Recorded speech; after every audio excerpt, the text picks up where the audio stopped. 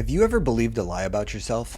Like, I'm stupid, I'm hopeless, I'm unlovable, things like that? If you got stuff like that running around the inside of your head, I want you to know that there's hope. I grew up with a learning disability that went undiagnosed for years, and every time grades would come out, I would have this awful, sick feeling in my stomach because I had to take the report card home to get signed by my parents with all those C's, D's, and F's on it, and then bring it back to school to show the teacher proof that my parents had seen it. It was a nightmare scenario. When I talk about this today, part of it's almost funny, but back then it wasn't. It was actually really hard to do that again and again and again. It wasn't until years later that I discovered a lie I was believing was that I would never be good enough. Now I want to tell you the conclusion of that story, and it's at the end. So stick around, watch the video, and I really hope this helps you out. My name is JD Goding, and this is Understanding the Bible. It's where I take small amounts of text and we just dig and mine the gold out of it. And the purpose of this is so that your relationship with Jesus will only improve. And if you'd hit that subscribe button and leave a comment, I'd really appreciate it. And if you ask a question in the comments, I will do my best to answer it for you. What I want to show you today is a woman in the Bible who had two serious problems. One was a physical debilitating disease, and the other was the emotional toll that it took on her. And I want to show you how Jesus took care of both problems. In Mark chapter 5, it says,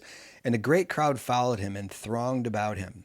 And there was a woman who had a discharge of blood for 12 years, and who had suffered much under many physicians, and had spent all that she had, and was no better, but rather grew worse." This woman was experiencing the pain train on many different levels. Now, I'm not a woman, and I can't relate to the situation, but I can see that she was in a ton of pain. Not only physical pain, but real emotional pain that had come alongside and was scarring and really emotionally disfiguring. It was an awful situation. You see, the bleeding issue in the Jewish first century was a big problem, because when a woman would menstruate, she would be unclean for the 7 days of her menstruation. But if she's bleeding for 12 years, that means she was unclean for the whole time. That means she couldn't worship at the temple, she couldn't have anybody physically touch her, and anything that she did touch was contaminated. This sickness sapped all of her money. She would go to physicians and she would just get sicker. She would go to more physicians and just get sicker and sicker and sicker. So this woman is dealing with a debilitating sickness, and alongside that, she's dealing with a society that would constantly judge her. Now, one way for us to understand what this was like would be if we would just kind of go back to the days of COVID. And I know nobody wants to do that, and believe me, I don't ever want to go back there. But remember when COVID first hit and we heard about people starting to die and how awful that was? And then there was a day when either a family member or a friend tested positive, and it was frantic. I remember seeing pictures on the news of mass graves being dug in New York, specifically in the Bronx. And then I heard stories about all the old people that were shuffled into nursing homes and shuffled off into hospitals, where many of them met a horrible end. It was just chaos. I think one of the ways that we can get around the plight of this woman's disease is if we go back to those days of COVID and just remember what it was like for someone to get COVID really early on. Nobody wanted to be by him, nobody wanted to be around him, and God forbid if a person with COVID would cough. Now, for this woman to be bleeding for 12 years, like I said, there was a ton of judgment that would come on her. And the reason why is there's a common belief in this time that if someone was sick or disfigured, that it was because of sin of them or their parents. There's a story in John chapter 9 where Jesus and the disciples come upon a man who is blind. And the disciples ask Jesus, "Rabbi, who sinned, this man or his parents, that he was born blind?" And in the story, Jesus tells his disciples, it was not this man's that he'd sinned or his parents, but that the work of God might be displayed in him. In other words, just because someone's sick doesn't mean that there's been sin involved, but yet the first century thought would go right to sin. So the story continues. "She had heard reports about Jesus and came up behind him in the crowd and touched his garment. For she said, 'Even if I touch his garment, I will be made well.'" You see, this woman had heard of a miracle working man who was doing extraordinary things, and she thought, if I could just get close to him,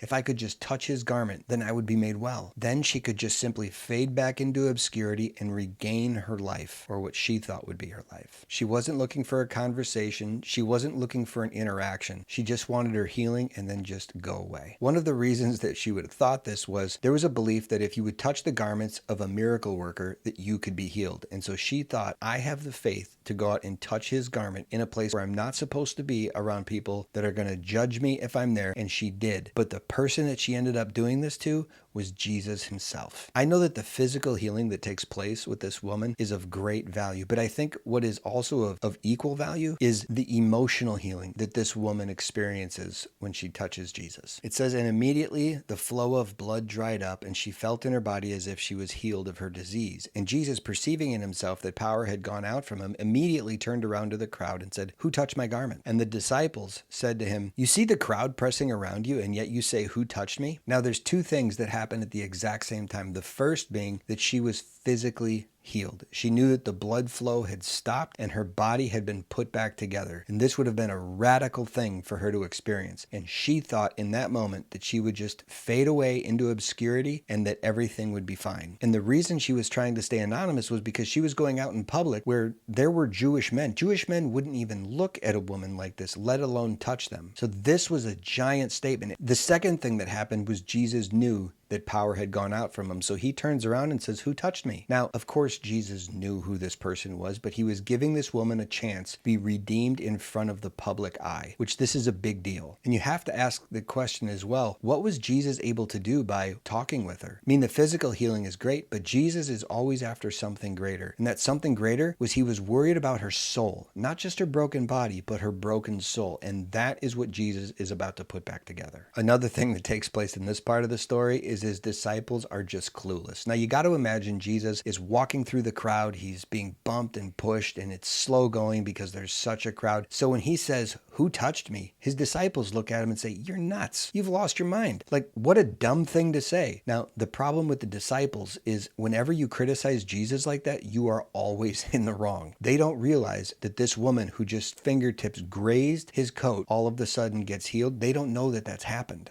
You see, Jesus's actions and his words are never misplaced. There's never a throwaway line with Jesus. Everything is extremely important. And over the course of the Gospels, you'll see the disciples start to get that. But by the time you start the book of Acts, you'll see the disciples really get that. And he looked around to see who had done it. But the woman, knowing that it had happened to her, came in fear and trembling and fell down before him and told him the whole truth. And he said to her, daughter, your faith has made you well. Go in peace and be healed of your disease. Why did this woman fall down with fear and trembling when she came before Jesus? She did that because she has been ostracized by her community for 12 years. There's a lot of pain that comes out of people after going through something that tragic. No male would dream of touching a female like this, let alone even talking to her. There's some accounts that would say men would not even look at women that were dealing with such a thing. And it was all because they were afraid that they would become unclean. So Jesus totally breaks the mold here by stopping, by turning, by calling out to her, and then by speaking to her. This breaks the mold in so many ways. It's kind of like Jesus is on another level playing 4D chess while everyone else is looking on playing checkers. I mean, Jesus is so ahead of the game here, and he's restoring this woman's dignity. And there's a phrase here I don't want you to miss where it says, and falling down before him and told him the whole truth. This is the second half of the miracle. Jesus got down to her level and he looked at her and he allowed her to speak.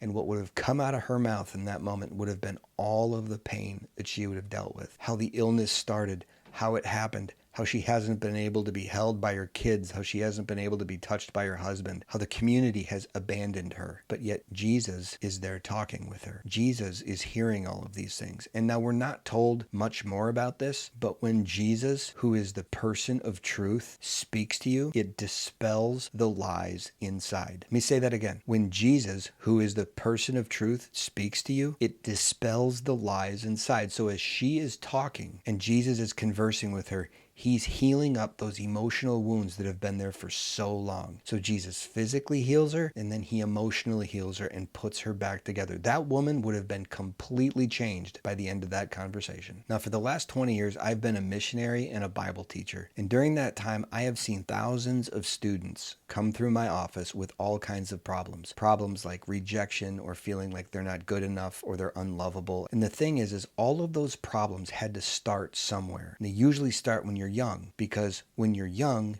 you learn things, and then for the rest of your life, you walk through every day through the lens of that brokenness. You learn things that aren't necessarily true, but if a lie is to be believed, it might as well be true. For example, if you are stuck in a lie that says, man, I'm stupid, then every decision you make, you're going to be hearing, I'm stupid, I'm stupid, I'm stupid. And that's a horrible way to live. But the question is, how do you get out of it? As I stated earlier, I was a horrible student in school, and I really frustrated my parents with that. Now, the physical side of my learning disability was able to come under control, but those feelings of, man, I'm not good enough, those feelings were still very strong. And it wasn't until I was sitting on a couch with a friend of mine, and he just asked me about it. And he said, where have you felt that way before? And so I closed my eyes, and I just all of a sudden remember being in third grade. And I was in Mrs. Golden's classroom. She's handing back tests. I remember standing there like it was yesterday. She's giving back the tests, Jamie, Jimmy, Johnny. She finally gets to me and she goes, congratulations, John David, your first F.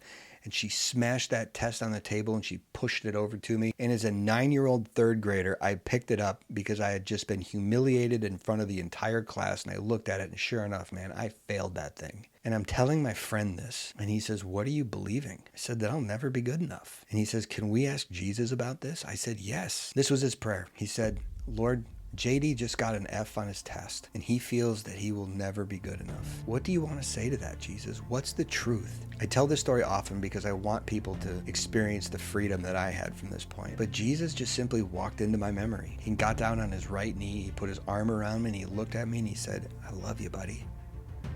And when Jesus said that, all the pain that was inside of that memory vanished. It was just gone because Jesus took it. I can go back to that memory today. That happened probably 17 years ago when I got prayed for. I can go back to that memory today and it's perfect peace. Why? Because when Jesus speaks, because he is the person of truth, things happen. He turns on the light in the dark room and that darkness cannot withstand it. And I believe this is what was happening as Jesus was talking to this woman. She was talking to him and she was telling him all the things that she felt, and Jesus was solving every single one of those hurts that were right in front of him. Now I have a question for you. If this is resonating with you, the question is, okay, well, what do I do? Well, the first thing is you have to get honest with your pain. You have to look at it and you got to sit in it and you have to ask yourself, what am I believing? What do I actually believe is true? And to say something like, I'm unlovable, I'm helpless, I'm hopeless, I'm worthless. Those are hard things to say because it's about you.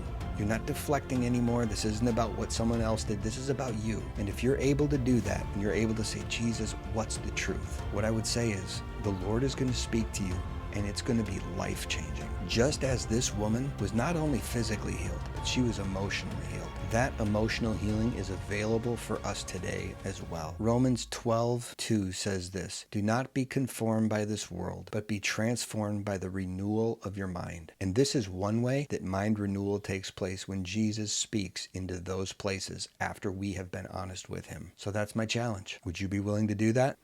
I hope so. Thanks, and I hope this helps.